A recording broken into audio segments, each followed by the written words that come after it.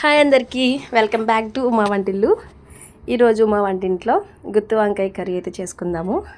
చాలామంది అనుకుంటారు కదా, గుత్తి వంకాయ కర్రీ అంటే పెద్ద ప్రాసెస్ అలాగా ఇలాగా అని చెప్పి. అదేముండదు, చాలా ఈజీగా సింపుల్గా టేస్టీగా గుత్తి వంకాయ కర్రీ ఎలా చేయాలో చూపించేస్తాను.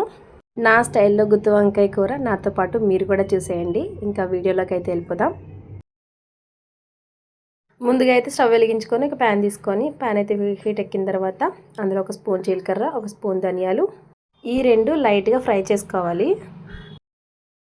అలాగే 4 యాలకులు, అలాగే ఒక 1 ఇంచ్ దాల్చిన చెక్క, ఒక 5 నుంచి 6 లవంగాలు, గుప్పెడు పల్లీలు వేసుకొని లైట్గా ఫ్రై చేసుకోవాలి.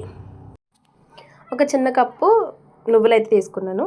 తర్వాత ఒక 7 నుంచి 8 జీడిపప్పు అయితే తీసుకున్నాను. ఇవన్నీ లైట్గా ఫ్రై అవ్వనివ్వాలి.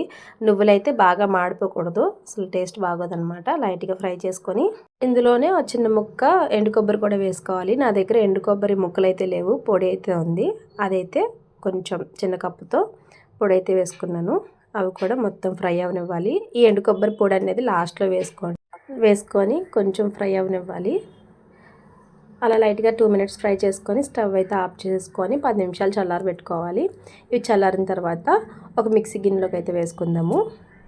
ఇవన్నీ ఒక మిక్సీ గిన్నెలోకి వేసుకొని మెత్తగా పొడిలా చేసుకుందాము. చూపించాను కదా, ఇలా కొంచెం పొడిలా చేసేసుకోండి. తర్వాత ఇందులోనే 2 ఉల్లిపాయ ముక్కలు అయితే వేసుకున్నాను. అలాగే 2 టమాటాలు, చిన్న ముక్క అల్లం ముక్క, అలాగే వెల్లుల్లిపాయలు వేసుకోవాలి. ఆ తర్వాత ఒక స్పూన్ కారము, అలాగే ఒక స్పూను ఉప్పు, అలాగే ఒక స్పూను అంటే హాఫ్ స్పూను గరం మసాలా వేసుకొని మెత్తగా పేస్ట్ చేసేసుకోవాలి. ఇక చూపిస్తున్నాను కదా, ఇలా పేస్ట్ అయితే చాలు. నెక్స్ట్ అదే కడాయిలో కొంచెం ఆయిల్ వేసుకొని, గుత్తి వంకాయ కూరకి ఆయిల్ ఎక్కువే పడుతుంది. ముందుగానే మనం వంకాయలు శుభ్రంగా కడుక్కొని ఇలా 4 ముక్కలుగా కట్ చేసుకొని పక్కన పెట్టుకోవాలి. ఇవి తీసుకొచ్చి వాటర్ అంతా పోయిన తర్వాత ఇందులో వేసేసుకొని బాగా ఫ్రై అవ్వనివ్వాలి. టర్న్ చేసుకుంటూ ఫ్రై చేసుకోవాలి ఒక 5 నిమిషాలు.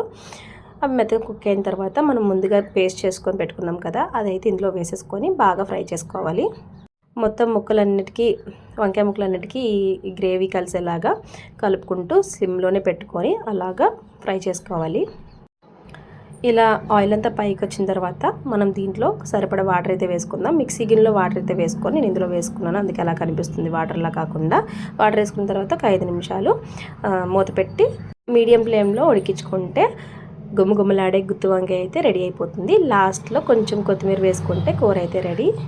మీకు కూడా అనిపిస్తుంది కదా గుత్తి వంకాయ కూర ఎంత ఈజీ అని చెప్పి. వీడియో నచ్చితే లైక్ చేయండి, అలాగే సబ్స్క్రైబ్ కూడా చేసుకోండి. నెక్స్ట్ వీడియోలో మళ్ళీ కలుద్దాం. By by.